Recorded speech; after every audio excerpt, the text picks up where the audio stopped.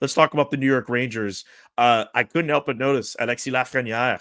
He's off to a really good start. I tried to count for myself on the hockey reference page, on his hockey reference page. I think it took him about 46 games last year to get to the goal total that he's at now. He scored twice yesterday against the Columbus Blue Jackets, gets this sweet finish against them in the shootout as well. What have you made of his play to start off the season? Does it seem like he's finally playing to his potential at the tender age of 22 years old? Well, I caught Laz saying that Quinn Hughes is going to win the Norris out of spite for Dom. I think Lafreniere might just be doing this out of spite for the rest of us, who Yes. kind of question whether the B word for a number one overall pick, whether he was a bust and entering his fourth year, and his numbers the last couple of years have been okay. Um, I think he had some battles to find legitimacy in ice time under Gerard Gallant. New coaching staff. Peter Laviolette comes in. He obviously wants to see this guy succeed. He's on a very modest 2-year bridge deal. So and even in training camp, we kind of didn't seem to find a spot. So we were all wondering, is this going to be it for him this year? And Chris Drury might finally look to find a taker for him and just see if he can thrive somewhere else. But playing on the opposite side of Artemi Panarin, when Panarin is going as well as he is, usually does wonders for anybody's game. And he seems to have meshed well with Panarin. First with Philip Hedl when the season started. Hedl's been out with a concussion for the last 4 games. Vincent Trocheck slides in. They haven't missed a beat. I think a lot of it has to do with Panarin, but you still have to be the guy that puts the puck in the net. And Lafreniere's been in the right spot. He's got a smile on his face. Maybe not so much when he's talking to us in the media, but he seems very satisfied with what's going on. And as he said, it's still early, but he's on a great pace, and he's really been a big part of what they've been doing so far. How much of it is really just opportunity? Because he kind of came into a team. Usually, when you're the number one overall pick, you're on a team that's got nobody, and you just automatically get like Bedard is right now. You just get thrown into the top line, 22 minutes a night. He really hasn't had that kind of opportunity in his first few years, has he? No, I mean, you get drafted first overall by a team that's not been good the previous couple of years, but also that team that's not been good just signed Artemi Panarin. There's a left wing that's in front of you. Chris Kreider's a longtime Ranger. He was going nowhere. So all of a sudden you come in and you're the third line left wing at best. And when Gallant was here the couple of years, there was always seemingly some debate about, can he play the right? Is he comfortable there? I'm sure he would have done it if asked.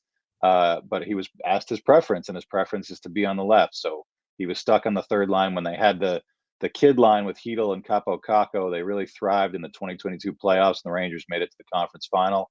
But it's a 5-on-5 line, and it's the third line. They really were not getting a lot of preferential treatment. And when Lafreniere would move up after a couple games, if nothing happened, you'd see him get bumped down. You'd see more of a veteran guy like, say, a Barclay Goodrow get bumped into his spot. So I think this year he's matured, he's grown into his game a little bit, and you've got a guy in Peter Laviolette who also doesn't have the greatest track record with nurturing young guys, but I think in this case he's responded well to what the coaching staff has been putting out there. He's responded well to playing with Panarin, who can be a little bit difficult to play with sometimes. And I think he's gotten a little bit more of a leash there since the season started, that if they have a bad game, Laviolette's not going to pull the trigger quickly. So that's definitely helped them too. Do you get that sense that Lafreniere's confidence has changed in just talking to him post game after games and in those media availabilities? Well, whoever trained him to be as bland and cliched as possible in the post game really should get a Damn, bonus, because that's damn. his style. There's nothing wrong with that. I think we all can accept, as long as you're there to talk, nobody can make you be interesting. You talk to teammates, and they say he's the funniest guy on the team. I think he's got a lot of personality behind the scenes. But I think you can definitely see it. He doesn't love sitting and talking to the media post game, but now I think he understands, when you are putting up numbers, you got to do it. So maybe there'll be a change there. Like I said, he's 22. I shudder to think, Laz and I, the old guys of this trio here, to think about when we were 22, if we had to talk to anybody, strangers, whoever, on a daily basis. It probably wouldn't have gone so well. Maybe for you, Laz, but definitely not for me. I would have been fired so fast. My God. so so I think we paint with a pretty broad brush sometimes, and I certainly hadn't heard a lot of good stuff about what was going on with him behind the scenes in the last couple of years. But none of it matters. If he plays well, you can do a complete 180 at that age, and become show more of who you really are, and maybe we'll get to see it if he continues to be successful. Yeah, I think you bring up a great point. I think we underestimate just how difficult it is to be a teenager on that kind of spotlight in a city like New York, or in professional sports. You're trained, from day one to put up those walls and not let anybody in because there's so much pressure on you to begin with. You don't want to add to it by saying the wrong thing at any point. So you just learn to say nothing. And then Yeah. people think, then all of a sudden you get a reputation. Oh, he's aloof. He doesn't care. He doesn't have any joie de vivre. And it's like, this guy's just a problem all around. And it just kind of snowballs from there. I think sometimes we need. I'm trying to do this with Bedard because he can be very difficult too. He's letting it down a little bit, and he's having some personality, but he's very, even keel. He doesn't want to say anything, too exciting or anything like that. And I just got to keep reminding myself the kid's 18. He's 18, and he's got every single day. He's talking every single day. Cameras in his face. Every city he goes to. It's asking a lot of these guys. And I think we have to kind of like allow them to put those walls up to some degree and then slowly try to knock them down over the years. Yeah. And came in during COVID. New York maybe wasn't as fun a place as you might have wanted it to be as a kid. So there's a lot, the last few years have been a lot for everybody, especially young people all around, young people in his position. So I think a lot of little things have changed, and maybe it would have happened without a coaching change, but it seems to have coincided with Laviolette being here. Do we have any update on Ryan Lindgren? It seems like he got injured last night against Columbus, or anything else on that injury front? Peter Laviolette said today he didn't skate today. Not a lot of guys skated because when Lindgren went out and they were down in that game, Lafrenière, I think, played over 24 minutes, maybe the second time in his career he's played over 20 minutes in a game. Panarin was 28 minutes, which was, I think, also an NHL high for him. So a lot of guys got the day off today. They don't have a game until Saturday. So they're not practicing tomorrow. Laviolette seemed hopeful that Lindgren would be able to practice on Wednesday. The guy is, he's had a couple of bad injuries, but the way that he plays, and he's such a little guy, he's fairly indestructible. And if you see Ryan Lindgren by about mid-November, and he doesn't have a welt or several cuts on his face from errant high sticks or a punch or something, then something's wrong. But so I think they're hopeful on him.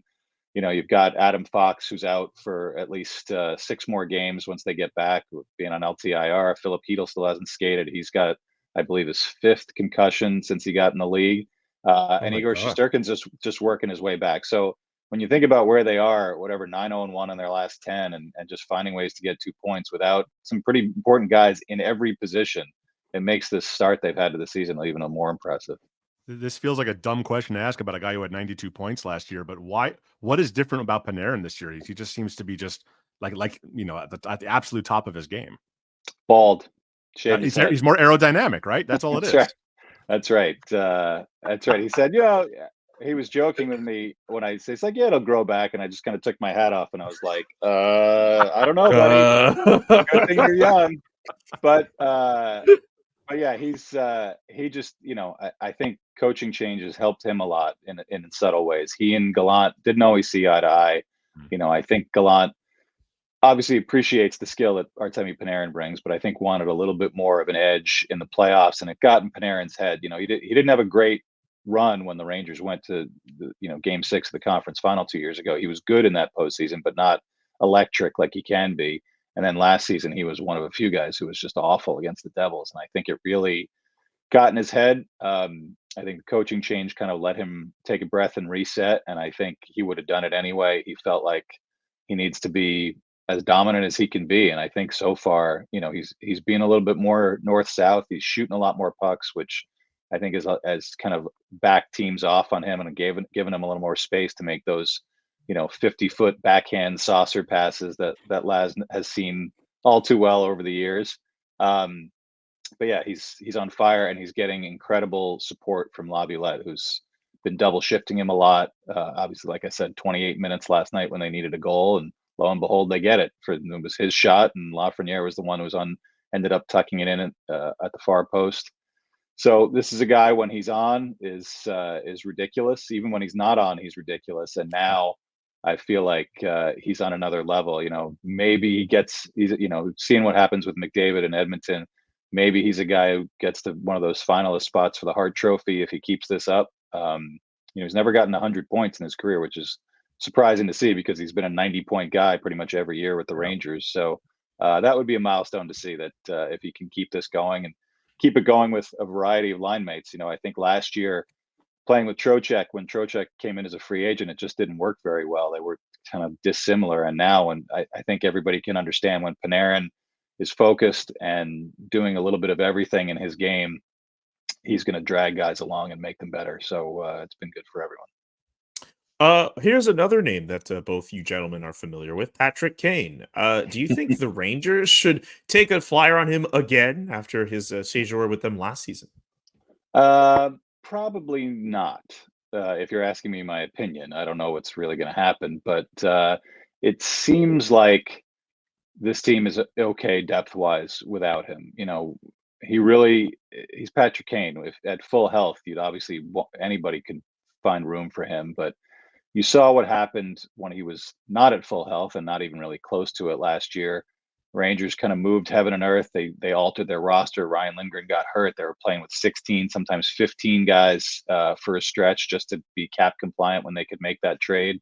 They didn't give up a whole lot, but he didn't really add a whole lot. They kind of wedged him in on the tried to play him with Panarin. It didn't really work. Tried to play him with Mika Zibanejad. That worked a little bit better. But I think the place that really was kind of the most disruptive was on the power play. The Rangers have had a top 10 power play pretty much the last 3 years with guys like Fox, Zibanejad, Kreider. Kreider's one of the more prolific power play scorers in the league the last couple of years. And you put Kane in there, which means Panarin goes to his opposite side. Zibanejad's there. Where does Panarin? It didn't fit, and it was definitely vexing for Gerard Gallant, who relied a lot on that power play. They're still relying on. I think they're over 35% so far this year. So, is it if it's about need? I don't think they need him. If it's about Patrick Kane deserves to be on the biggest stage possible, maybe that's the case. But it feels like last year's experiment probably scared Chris Drury off a little bit. And even though it only cost them some cap space and maybe waiving one of their fourth line guys to make it work, I think what you're seeing here, especially what they're doing without some of their big guys these last, 3-4 games, is probably telling them, I think I'd rather have a good team than another superstar on it. One last one for you. With the Hockey Hall of Fame induction weekend, Henrik Lundqvist going to his rightful place in the Hockey Hall of Fame. Some would argue is the best goaltender of his era. Maybe some people would fight off and say, hey, Carey Price, but Henrik Lundqvist is the king for a reason. Would love to know your thoughts on seeing King Henrik or Hank or whatever you nickname him make his way into the Hockey Hall of Fame. I mean, it's certainly deserved. I threw that story back up that I did a couple of years ago when his number was retired by the Rangers, where I talked to all of his backups from his 15 years in New York, and just kind of talking to guys from the progression of Kevin Weeks, who was the presumptive Rangers number one out of the 04-05 lockout, who was just like, yeah, a week in camp with this guy is like, I'm not going to have the number one job for very long. And then on up to Alexander Georgiev, who was talking more about at the end of Lundqvist's tenure, where he's saying, I came to the Rangers and I'd never owned a suit before, and I'm hanging out with this guy for 10 minutes. I'm like, I got to go shopping now. I got to keep up. So you see the progression of this guy who comes in as, a 7th round pick, a guy who was very under the radar and comes in and within a year is the number one goalie on one of the biggest stages in the league and performing well, helping them get to the playoffs when they had missed for whatever was 7 years before the lockout, becoming a star on a team that had no stars on it, the Tortorella era Rangers, basically helped get them to the finals and losing, a few heartbreakers in overtime or double overtime to the Kings. And then on into his mentor phase with guys like Cam Talbot and Antti Raanta and guys who are still in the league, still good number one, number two goalies who credit him with kind of showing them the way with the work ethic and practice and just how hard he competed on every puck, whether it was, a shoot around, morning skate, anything that this guy, always had the eye of the tiger and then the fashion sense and the good looks to go with it. He always made things seem so easy, kind of the way he does on TV now, where he just seems so smooth, but it kind of masks how much work this guy has put in. And certainly, I think a lot of people look at the championships and say, if he'd won a Stanley Cup, this, that, but I think it's good to see that the Hall can recognize greatness, especially in an era of some of the greatest goalies to ever play the game. And this guy, not just as someone who won a bunch of games and was a star in the on Broadway in New York, but also an innovator. The Lundqvist loop. He's tying his pad under the skates, shaving down the goal stick so he could have 3 fingers on the grip instead of 1. Like a lot of kids out there who are playing net who are emulating Henrik Lundqvist, and I would imagine that's probably the highest honor he can be paid. That there's goalies out there not just saying, "I watched number 30 in red, white, and blue play, and that was awesome," but copying his style. And I'm sure we're going to get very soon some goalies either from Europe or here who are saying they're going to be drafted soon or get in the league soon. It's like, my idol's Henrik Lundqvist. Make us all feel old. Him most of all, but that's probably the most impressive thing that you can say about him, that he changed a lot of the ways that goalies prepare and equipment and things like that, and a huge influence, and obviously, the greatest goalie to ever play around here, that's for sure.